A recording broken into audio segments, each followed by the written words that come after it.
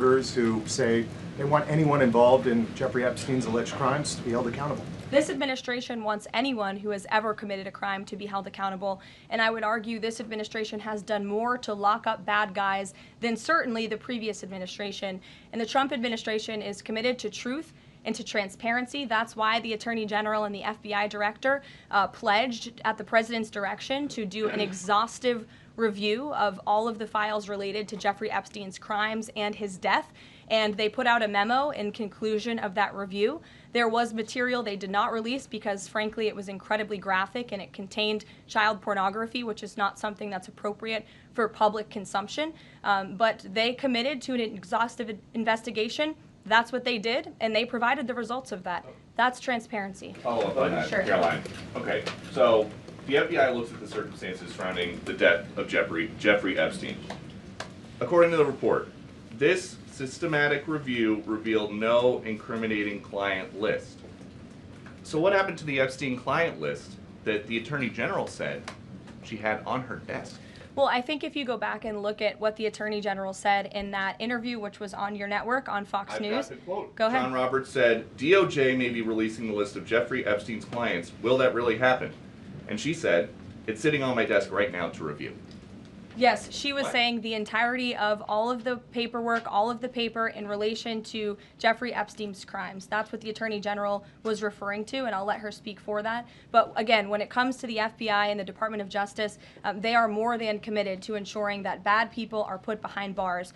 They have an operation going on right now called Summer Heat, which has our murder rate trending in the lowest direction in United States history. Their emphasis on violent crime and locking up violent criminals has led to the arrest of 14,000 violent criminals. That's a 62% increase from the same time period last year. So this Attorney General and the FBI Director are committed to putting bad people behind bars where they belong. They promised an exhaustive review. That's what they did. For any further details, I would refer you to the Department of Justice. Okay.